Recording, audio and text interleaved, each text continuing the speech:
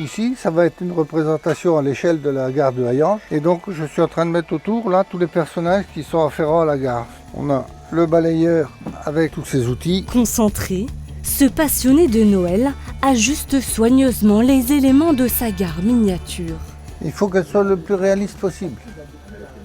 C'est-à-dire, on y met encore quelques arbres, 2-3 petits personnages encore, des gens qui se promènent, et après, ça change tout de suite. À ses côtés, de bénévoles et amis s'activent depuis maintenant 3 semaines pour installer ces 4500 personnages et 400 maisons qui composent cette vitrine longue de 16 mètres.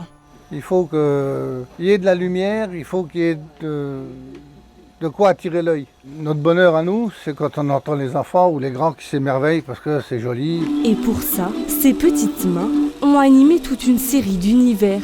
On retrouve un village et ses boutiques, avec sa ferme, sa plage, sa fête foraine et ses manèges, et même sa piste de ski.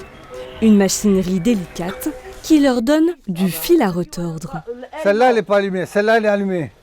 Doris, t'as un problème là sur le téléphérique. Là, les parapentistes, ça fait 15 jours qu'on est en train d'essayer de les mettre en place avant qu'on ait un résultat correct. En modélisant les poulies en 3D, on a refait 4 ou 5 fois tout l'ensemble.